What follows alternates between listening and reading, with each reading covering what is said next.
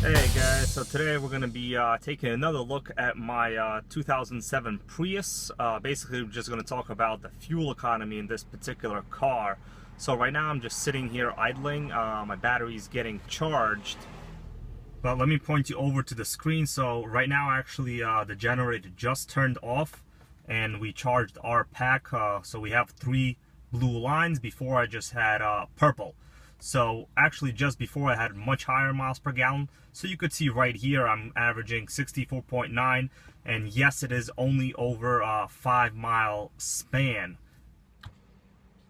So you might think 64.9, well, you know, for a hybrid car it's not that high, but really that's the highest you can get on any vehicle currently. Now of course a lot of this has to do with your driving style. As you saw in the little graph before, let me put up a picture here. The last 10-minute intervals, getting 100 miles a gallon. Now that is only because I was in pretty steep, severe traffic.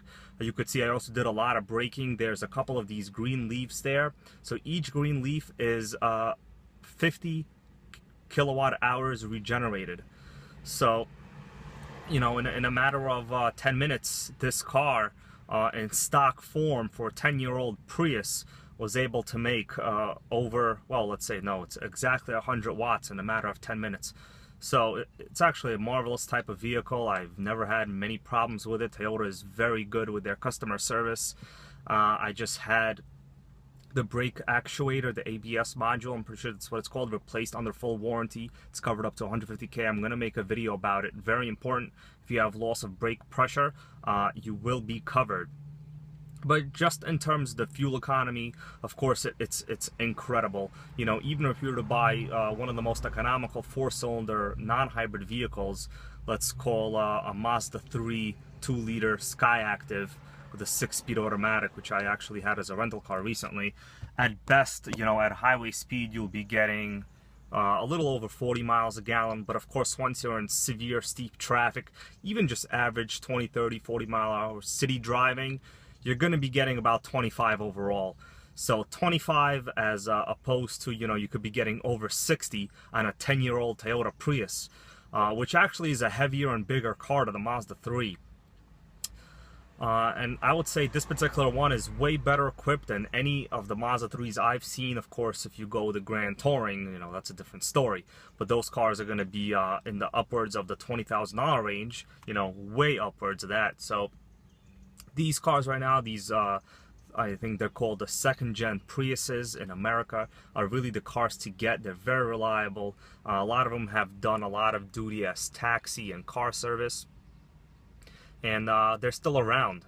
So I see them on a daily basis. You know, they can go up to 400,000 miles on their original battery pack. These battery packs are, of course, outdated old technology, but these old packs are not lithium. They don't overheat. They're very reliable. They're not enormous as some people think they are.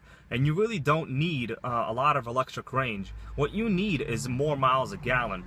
There's always going to be gasoline around. The question is whether it's going to be expensive or cheap. Of course, if you're getting over 50 miles a gallon, even if fuel is $5 a gallon, it's not that big of a deal. Of course, where fuel is right now, people really aren't concerned with the matter. But either way, if you wind up spending $20 or $30 at the pump, let's say you spend $25 to fill up whatever car you have, let's not even talk about the gallons, we're just talking about dollars. Just in terms of efficiency, this car, let's say average over 50 miles a gallon and your car gets, I don't know, 20. I'm already 2.5 times more efficient, at least. And I'm really 3 to 4 times more efficient in this particular vehicle. So let's say you could turn that $20 into, you know, $7. It's a different story. You know, so people say, oh, but gasoline is cheap. It's not $3. It's less than $3. It's close to $2 in some areas. Either way, if you're filling up for, you know, let's say $20, you could be turning that into less than $8. I mean, why would you not do that? You know, the price of fuel really has nothing to do with it. You're still going to get a certain amount of volume in terms of gallons. That's never going to change. That's a constant amount that your car will use.